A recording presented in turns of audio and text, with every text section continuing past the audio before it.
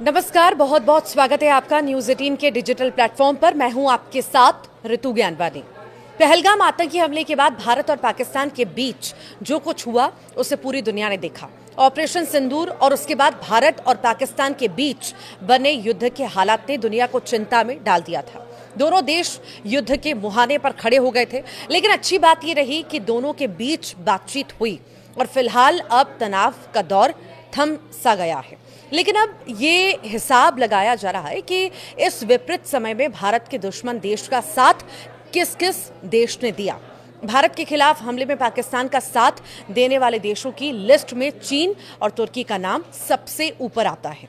चीन शुरू से पाकिस्तान के करीब रहा। तुर्की पहली बार भारत की नज़र में खटका है। अब पाकिस्तान के मददगार तुर्की को लेकर भारत में माहौल बनने लगा है। जेएनयू, जामिया सहित देश के कई प्रतिष्ठित विश्वविद्यालयों ने तुर्की के साथ हुए करार को रद्द कर दिया। इसके साथ ही देश के व्यापारियों ने भी तुर्की और अजरबैजान का बहिष्कार करना शुरू कर दिया है। अब भारत जैसे देश के बहिष्कार से तुर्की को बड़ा नुकसान भी हो रहा है और इसी बीच न केवल ट्रैवल कैंसिलेशन बढ़ रहे हैं, बल्कि सेब और मार्बल सहित तुर्की से इंपोर्ट किए जाने वाले हर सामान का बायकॉट किया जा रहा है।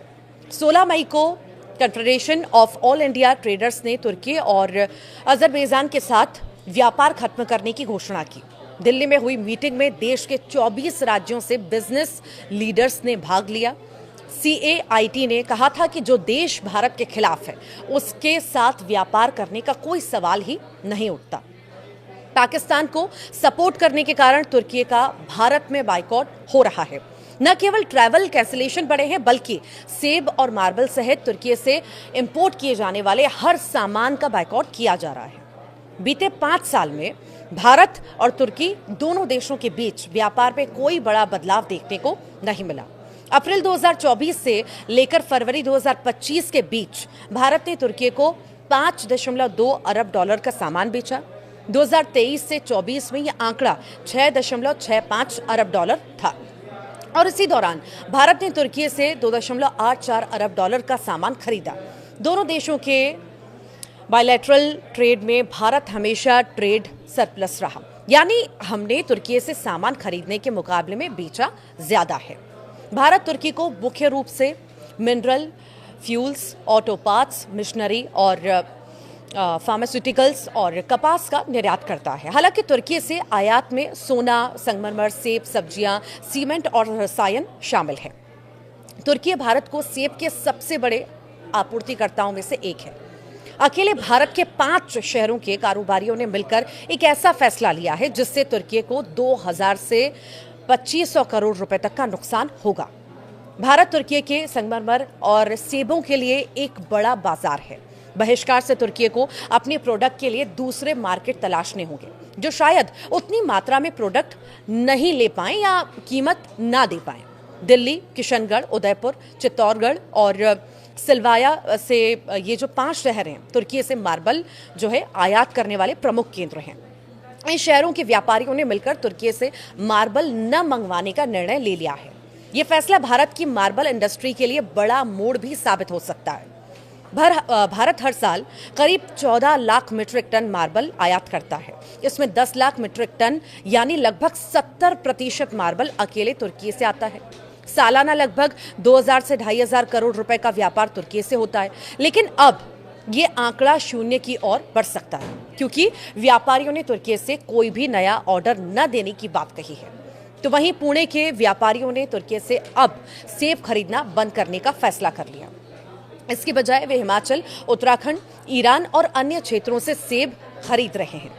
आज जब पाकिस्तान के साथ भारत के रिश्तों में तनाव बढ़ चुका है, तो इसे ये नहीं भूलना चाहिए कि 6 फरवरी 2023 को दक्षिणी तुर्की में आए भूकंप के बाद भारत ने ऑपरेशन दोस्त नाम से एक मानवीय मिशन शुरू किया, जो तुर्की पहुंचने वाले शुरुआती विदेशी सहायता मिशनों में से एक था। 250 से ज्यादा ट्रेंड पर्सनल को विशेष उपकरणों और राहत सामग्री के साथ ही सैन्य विमानों में तुर्की भेजा गया था।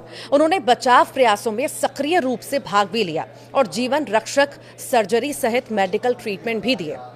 भारत और पाकिस्तान तनाव के बीच भारतीय टूरिस्ट भी तुर्की और अजरबैजान का बाइकआउट कर रहे हैं। और मेक माई ट्रिप के अनुसार पिछले एक हफ्ते में तुर्की अजरबैजान जाने वाले यात्रियों के कैंसिलेशन 250% बढ़े हैं और इसी के साथ बुकिंग्स में 60% की गिरावट आई। तो वहीं अजरबैजान के लिए 30%, तुर्की के लिए 22% कैंसिलेशन बढ़े हैं। यानी भारत से पाकिस्तान की दुश्मनी में जिन्होंने भारत का विरोध किया उनके खिलाफ भारत का बहिष्कार जारी है। इधर भारतीय सांसदों का डेलीगेशन भी विदेश यात्रा पर निकलने वाला है, जो दुनिया के सामने पाकिस्तान को बेनकाब करेगा, आतंकवाद के मुद्दे पर भारत पाकिस्तान की नाकाबंदी करेगा और ऑपरेशन सिंदूर का सच अब दुनिया को बताएगा। और इसी दौरान भारत के सांसद उन देशों में नहीं जाएंगे जिन्होंने पाकिस्तान का साथ दिया। भारत के पास एक बड़ा बाजार है, ऐसे में हर क्षेत्र में तुर्की और अजरबैजान का बहिष्कार उनको बहुत नुकसान पहुंचाएगा। तब उनकी अक्ल कहीं ना कहीं ठिकाने आएगी। यही आशंका भी है कि भारत से पंगा लेने का हश्र आखिर क्या होता है।